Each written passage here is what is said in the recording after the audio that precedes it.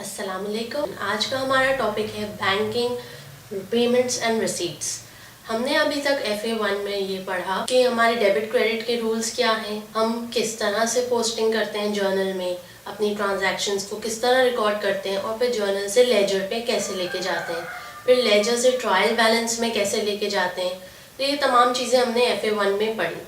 अब हम पढ़ने जा रहे हैं बैंकिंग की ट्रांजैक्शंस किस तरह से रिकॉर्ड होंगी, उनके क्या रूल्स हैं एंड क्या वही रूल्स हम फॉलो करेंगे डेबिट क्रेडिट के जैसे हम अभी तक करते आए हैं या थोड़ा सा फ़र्क है इसमें। बैंकिंग, पेमेंट्स एंड रिसीट्स के चैप्टर में हमारे 10 टॉपिक्स हैं जो हमने कवर अप करने हैं। अभी इस वीडियो में मैं 5 टॉपिक्स कराऊंगी। पहला topic, customer bank relationship. Banking system में कस्टमर और बैंक का क्या रिलेशनशिप होता है, कस्टमर और बैंकर के दरमियान किस तरह की ट्रांजैक्शंस होती हैं और उन ट्रांजैक्शंस की रिकॉर्डिंग किस तरह से की जाती है, उसके क्या रूल्स हैं, आइए देखते हैं। For an example, Ramu and Shamu 2 clients हैं, 2 कस्टमर्स हैं। रामू एंड शामू ने अपने अकाउंट्स खुलवाए हुए हैं इधर बैंक नंबर 1 में, और दोनों की ट्रांजैक्शंस किस तरह से हो रही है बैंक में। फॉर एग्जाम्पल, रामू के पास 10,000 रुपये हैं और शामू के पास 20,000 रुपये। अब रामू अपने 10,000 रुपये बैंक के पास जमा कराना चाहता है, तो रामू बैंक के पास जाएगा और बोलेगा, भैया ये ले लीजिए, मेरे 10,000 रुपये संभाल के रख लीजिए। तो बैंक वाला कहेगा ओके, बैंक वाला ये 10,000 रुपये अपने पास रख लेगा।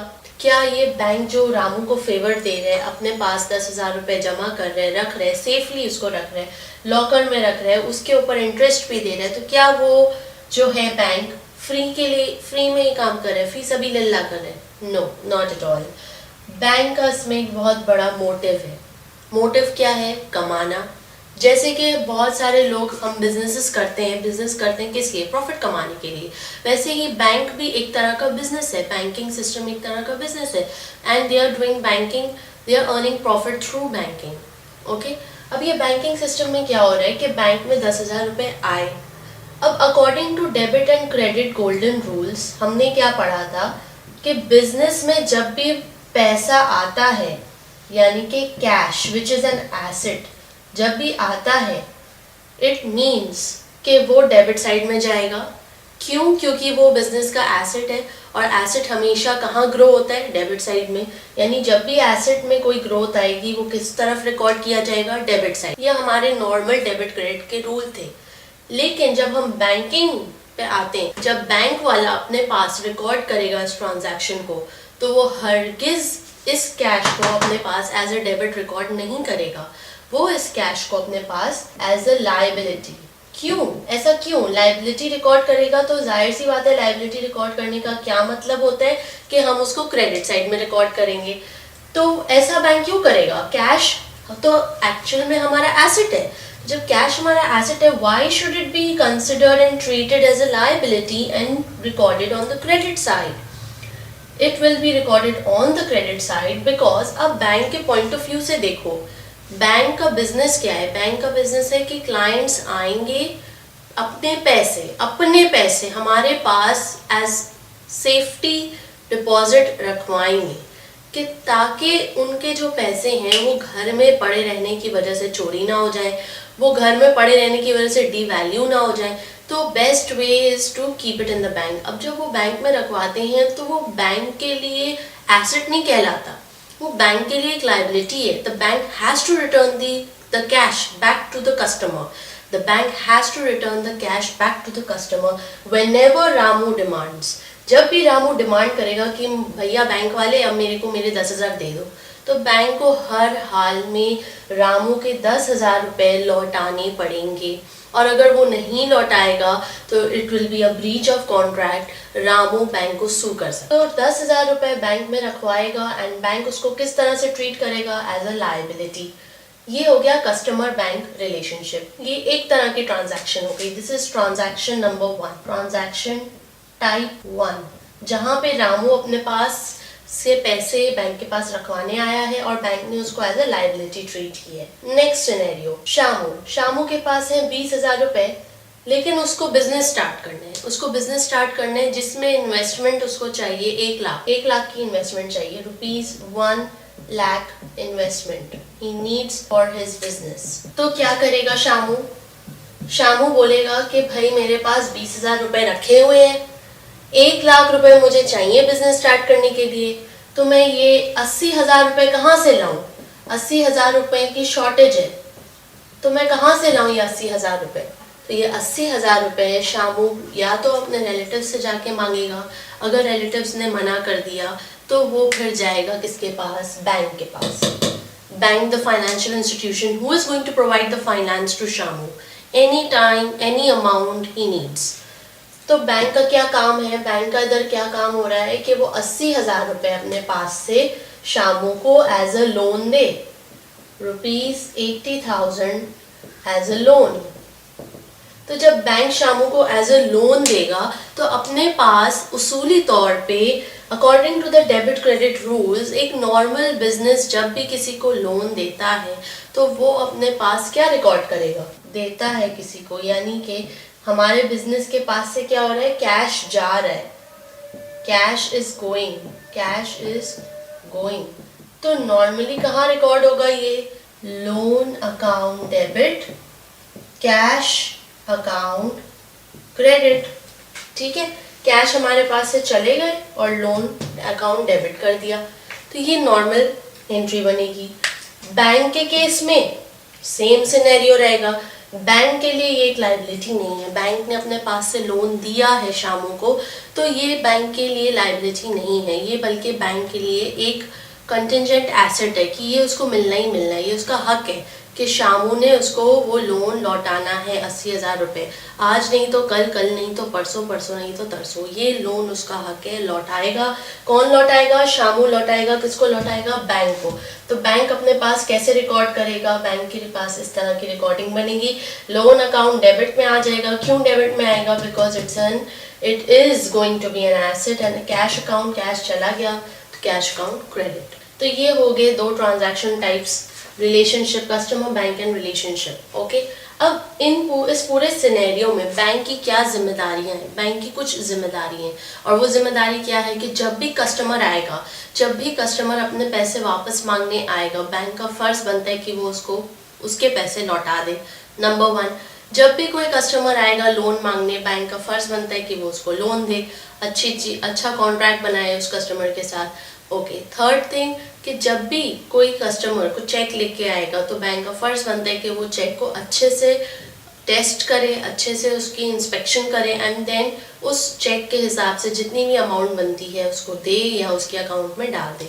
तो बैंक के ये 3 फराइज हैं जो उसने पूरे करने हैं। अब आते हैं कस्टमर की ड्यूटीज। कस्टमर की ड्यूटीज क्या है? कस्टमर की एक वाहिद ड्यूटी है कि जब भी कस्टमर आए चेक काटने के लिए, तो चेक काटते हुए, चेक किसी के लिए ड्रॉ करते हुए, काटते हुए, वो ध्यान रखे सही सिग्नेचर्स दे, सही अमाउंट लिखे, गलत तरीके से कोई फ्रॉडुलेंट एक्टिविटी में ना इन्वॉल्व हो। Let's start central bank clearing system. Central bank clearing system किसे कहते हैं? Okay, let's continue with the example Ramu Shamu. Ramu का बैंक अकाउंट खुला हुआ है बैंक नंबर 1 में, शामू का बैंक अकाउंट खुला हुआ है बैंक नंबर 2 में। रामू ने शामू से कुछ माल परचेज किए, कुछ माल परचेज किया है, सपोज ₹70,000 का, और रामू ने क्या किया? रामू ने अपने पास से चेक काट के शामू को दे दिया। तो अब ये चेक शामू के पास आ गए, ये चेक शामू के पास आ गए। शामू क्या करेगा? शामू ये चेक को जाके बैंक नंबर 1 के पास जमा कराएगा, बोलेगा ये लीजिए, मुझे पैसे दे दीजिए इन कैश, या फिर वो पैसे मेरे बैंक अकाउंट नंबर 2 में ट्रांसफ़र कर दीजिए। बैंक नंबर 1 क्या कहेगा? Very good, thank you very much sir, आपका कर देंगे काम। तो वो ये चेक अपने पास रख लेगा, और रख के फिर इसको कहाँ भेजेगा? अपने हेड ऑफिस में। हेड ऑफिस वाले ये चेक रखेंगे, और ऐसे ही बहुत सारे चेक्स उस दिन जो मिले होंगे, सपोज 20 चेक्स आए, टोटल 20 चेक्स उस दिन रिसीव हुए, total 20 cheques from different banks, bank number 1, 2, 3, 4, 5 different cheques आए। तो वो चेक्स हेड ऑफिस में चले गए। जब वो चले गए तो हेड ऑफिस वालों ने क्या किया? उनको पाइल अप किया और ग्रुप किया according to the banks. Bank number 1 के 5 चेक्स आए, बैंक नंबर 2 के 3 चेक्स आए, बैंक नंबर 3 के 4 चेक्स आए, बैंक नंबर 4 के 5 चेक्स आए, इतनी अमाउंट के आए, whatever. They are going to pile it up and group it together, different checks. अब ये देख रहे हैं कि बैंक नंबर 2 के हमारे पास एक चेक है, बैंक नंबर 2 का एक चेक है, कितने का? 70,000 का चेक है, ठीक है। इसी तरह बैंक नंबर 2 के पास भी बहुत सारे चेक्स आए होंगे उस दिन, जिसमें से एक चेक ₹80,000 का होगा जो बैंक नंबर 1 के नाम पे आया है, ठीक है। ऑलराइट, तो ये अब 80 देखा जाए तो बैंक नंबर 1 से 70,000 रुपए ट्रांसफर होने हैं एक अकाउंट में which is in bank number 2, और बैंक नंबर 2 से 80,000 रुपए ट्रांसफर होने हैं बैंक नंबर 1 के अकाउंट। ऑलराइट, तो अब ये सिलसिला करें कि 70,000 पहले बैंक नंबर 1 भेजे, फिर 80,000 बैंक नंबर 2 भेजे। There is a lot of formalities, lot of documentations involve, lot of time and energy wasted. So it's better that they are going to net off and in total of 10,000 rupees bank number 2 bank number 1 को transfer कर देगा। That's it. And 10,000 rupees bank number 1 में किस basis पे transfer होंगे? इस basis पे transfer होंगे कि बैंक नंबर 1 के जिस बंदे ने चेक काटा है, बैंक नंबर 1 में रामू ने ये चेक काटे, तो क्या रामू के अकाउंट में वाकई 70,000 रुपए मौजूद हैं? ओके, मौजूद है, कंफर्मेशन हो गई, टिक, ठीक है। अब बैंक नंबर 2 से शामू ने 80,000 रुपए रामू के नाम भिजवाए हैं, तो क्या शामू के अकाउंट में 80,000 रुपए हैं? यस, हैं, कंफर्मेशन, टिक। अब वो देखेगा कि ठीक है, दोनों मेंबर्स के अकाउंट में उतनी अमाउंट है जितने का चेक काटा गया है। Good. Now what we are going to do, we are going to net off to save the time, to save the energy, to save the documentation stress, all that things we have to then net off. तो अब ये bank number 2 किसको भेजेगा? Bank number 1 को ₹10,000 in total. That's it. और ये किसके account में चले जाएंगे? रामू के अकाउंट में चले जाएंगे। तो ये जो काम हो रहा है, ये जो काम हेड ऑफिस में किया जा रहा है कि चेक्स जमा करके उनको पाइल अप करके ग्रुपिंग करके फिर नेट ऑफ करना, फिर चेक करना कि कस्टमर के बैंक अकाउंट में इतने पैसे हैं या नहीं हैं, and then within 3 working days इसको क्लियर कर देना। इस तमाम प्रोसेस को, इस तमाम प्रोसीजर को सेंट्रल बैंक क्लियरिंग सिस्टम कहते हैं। Next, types of receipt and payment, यानी बैंकिंग में कितने टाइप्स के रिसीट एंड पेमेंट्स होते हैं। नंबर 1 इज कैश, कैश में पेमेंट्स की जा रही हैं, कैश में रिसीव हो रहे हैं, that's easy to understand. Number 2 cheques, cheque के थ्रू रिसीविंग की जा रही है, चेक के थ्रू पेमेंट की जा रही है। जो चेक ड्रॉ करता है, जो चेक काटता है, यानी कि अगर इस केस में रामू ने चेक काटा है तो रामू को कहेंगे ड्रॉयर, और अगर ये चेक शामू के नाम पे काटा गया है, शामू के लिए काटा गया है, तो इसको कहेंगे ड्रॉई या फिर पेई। ये टर्मिनोलॉजी से वाकिफ होना बहुत ज़रूरी है, क्योंकि आगे जो हमारा एक इम्पॉर्टेंट टॉपिक आ रहा है बैंक रिकन्सिलिएशन सिस्टम, उसमें ये तमाम चीज़ें आपको काफ़ी सवाल में आएंगी। ड्रॉयर ने चेक काटा इतने का ड्रॉई के नाम पे, तो ड्रॉयर एंड ड्रॉई क्लियर होना चाहिए। Drawer is the person who draws the cheque, जो चेक काट रहा है, जो चेक की पेमेंट थ्रू चेक कर रहा है, उसे कहते हैं ड्रॉयर। एंड जिसके नाम पे वो पेमेंट जा रही है या जिसके लिए वो चेक काट रहा है उसे कहते हैं ड्रॉई, यानी जिसने वो चेक रिसीव करना है उसे कहेंगे ड्रॉई या फिर payee. Types of receipt and payment में cash, cheques, then cross cheques. What are cross checks?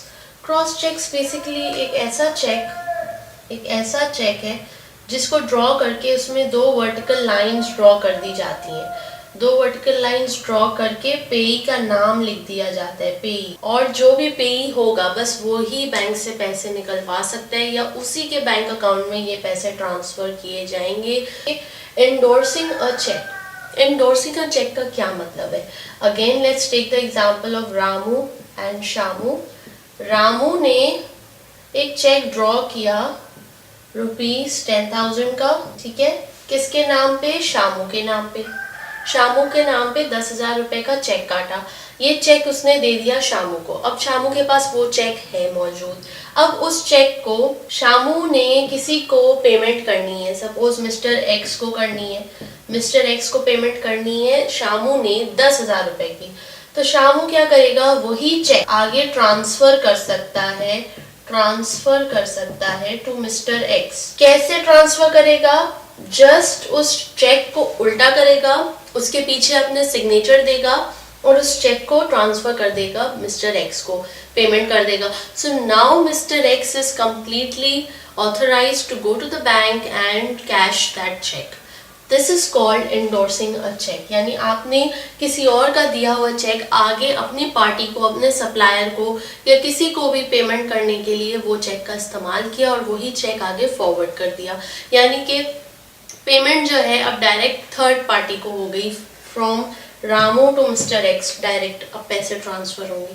क्यों? क्योंकि Ramu was payable to Shamu and Shamu was payable to mister X. Alright, so this is called endorsing a cheque. Next, standing orders.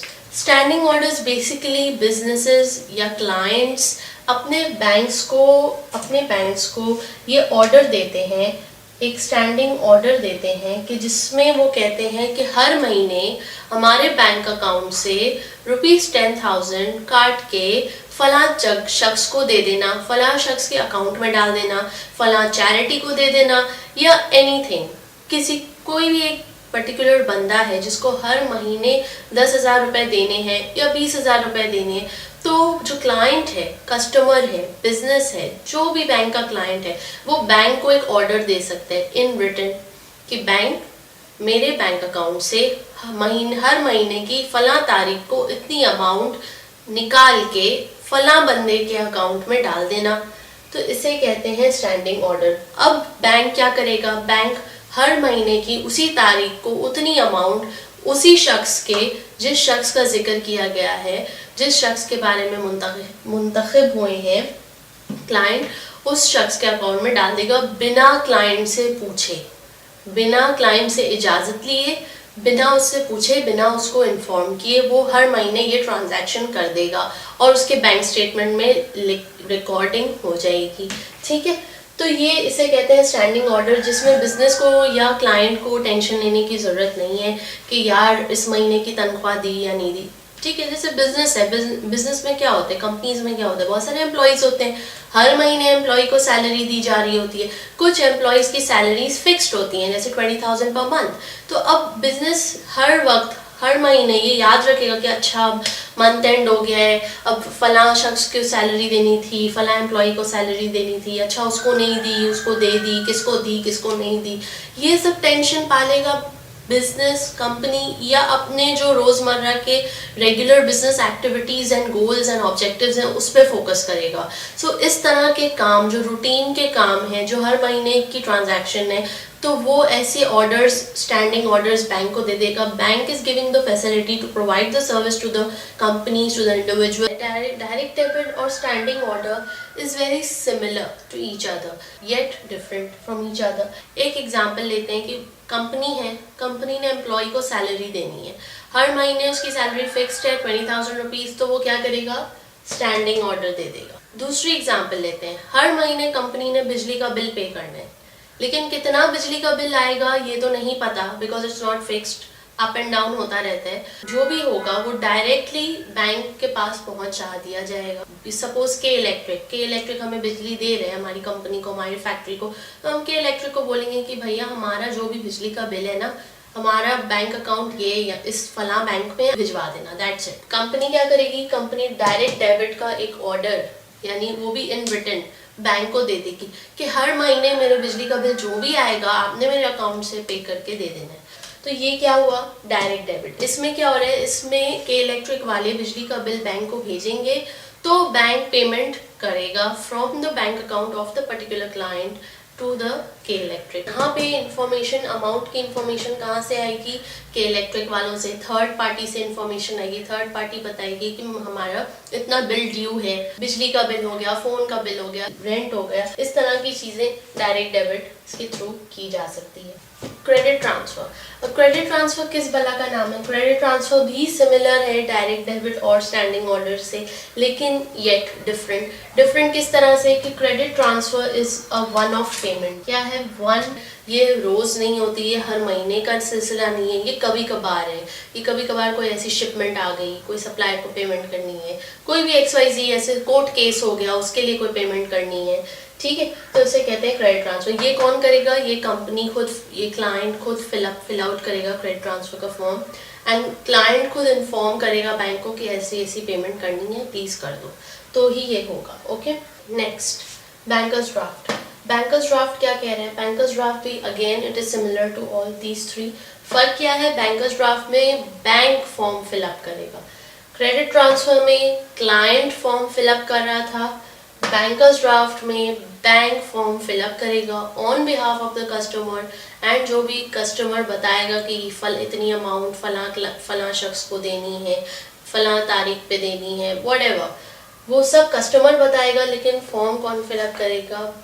Bank form fill up करेगा, form fill up करने की fees charge करेगा, और fees charge करके फिर जो है जो भी अमाउंट है उसको ट्रांसफ़र कर देगा from the clients account to the persons account. Do you know what is the benefit of bankers draft? Bankers draft करने का क्या फ़ायदा, मतलब व्हाट इज़ क्रेडिट ट्रांसफ़र में क्लाइंट्स फॉर्म फिलअप कर रहे हैं, बैंकर्स ड्राफ्ट में बैंक फॉर्म फिलअप कर रहे हैं, लाइक डजंट मेक सेंस कि दो अलग चीज़ें क्यों एक ही काम के लिए। इसीलिए क्योंकि बैंकर्स ड्राफ्ट में एक श्योरिटी होती है कि बैंक खुद तसल्ली करते हैं, पहले क्लाइंट का अकाउंट चेक करते हैं कि उसमें इतनी अमाउंट मौजूद है या नहीं, और फिर वो ड्राफ्ट फिलअप करते हैं, फिर वो फॉर्म फिलअप करते हैं। वेर एज क्लाइंट जो है, क्लाइंट हो सकता है अनअवेयर हो कि उसके अकाउंट में कितने पैसे हैं या नहीं हैं या ख़त्म हो गए हैं, व्हाटएवर, और क्लाइंट बस फटाफट क्रेडिट ट्रांसफ़र का फॉर्म भर के बैंक को जमा करा दे, और पता चले कि अकाउंट ये बैंक क्लाइंट के अकाउंट में तो पैसे ही नहीं है, और क्लाइंट के अकाउंट में पैसे शॉर्ट होने की वजह से ये क्रेडिट ट्रांसफ़र डिसऑनर हो जाता है।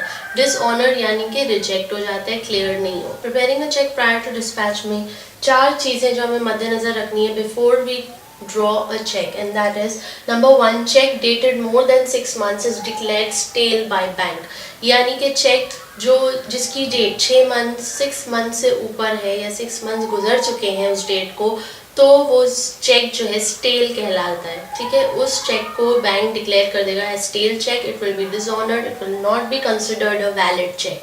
Next, full and correct name of the पेई।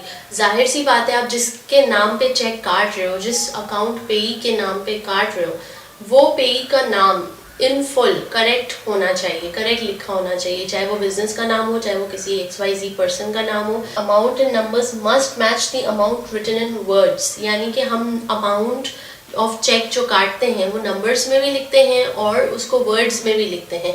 तो अमाउंट अगर सपोज 80,000 है तो इन वर्ड्स भी 80,000 लिखा होना चाहिए, बोथ शुड मैच। ऐसा नहीं हो कि बैंकर को लग रहा है कि 80,000 अमाउंट रिटन तो है फिगर में, लेकिन जब वर्ड्स में पढ़ रहा हूँ तो 8,000 लिखे हैं, तो भाई ये क्या माजरा है, तो ये चेक एक वैलिड चेक नहीं कहलाएगा। This cheque will be dishonest. Correct totalling of amounts from all invoices, तमाम इनवॉइसेस के अमाउंट्स को टोटल आप सही करें ताकि आपको सही अमाउंट जो टोटल की गई है वो चेक उसी अमाउंट का चेक काटें।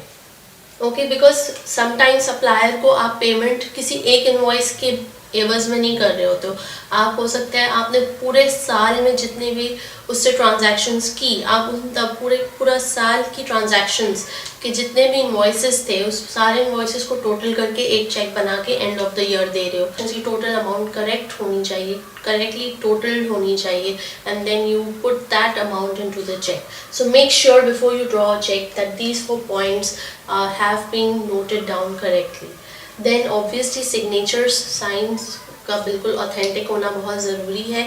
अकाउंट में पैसे होने ज़रूरी हैं, लाजिम है। अकाउंट में पैसे नहीं होंगे तो चेक डिसऑनर हो जाएगा। तो ये कुछ बातें थी जो हमने चेक प्रायर टू डिस्पैच से पहले हमने अपने माइंड में रखनी है और इसी तरह से चेक को प्रिपेयर करना है। Next, credit cards, debit cards and contactless payments. What are credit cards? हमें पता है, हम यूज टू हैं, नाम सुना हुआ है, यूज़ भी करते हैं डे टू डे लाइफ में, ऑनलाइन पेमेंट्स करते हैं। क्रेडिट कार्ड्स के थ्रू। क्रेडिट कार्ड्स में क्या होता है, क्रेडिट कार्ड में आपके पास एक unlimited amount of transaction you can do, unlimited amount of transactions.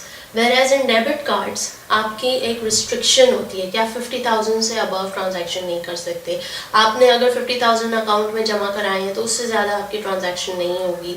अगर आपने 1 लाख जमा कराए हैं तो 1 लाख से ज़्यादा ट्रांजैक्शन नहीं कर सकते। तो ये है डेबिट कार्ड्स। क्रेडिट कार्ड्स में ये फ़ायदा है कि आप जो जितनी चाहे, आपके अगर अकाउंट में 1 लाख रुपए हैं और आपने 2 लाख की ट्रांजैक्शन करनी है, you can go for it, you can do it. Bank क्या करेगा, बैंक 1 लाख तो आपके अकाउंट में से काट लेगा, बाकी आपके ऊपर एक कर्जा चढ़ जाएगा कि आपको वो बैंक को लौटानी है और उस पर इंटरेस्ट भी वो चार्ज करेगा। So that is the advantage and disadvantage of a credit card and debit card की ये सारी कैरेक्टरिस्टिक्स है। Next, contactless payments. ऑब्वियसली जब भी आप ऑनलाइन पेमेंट करते हो, there is no contact, there is no cash in between, there is only card in number, no swiping of the card, nothing, तो दैट्स कॉल्ड अ कॉन्टैक्टलेस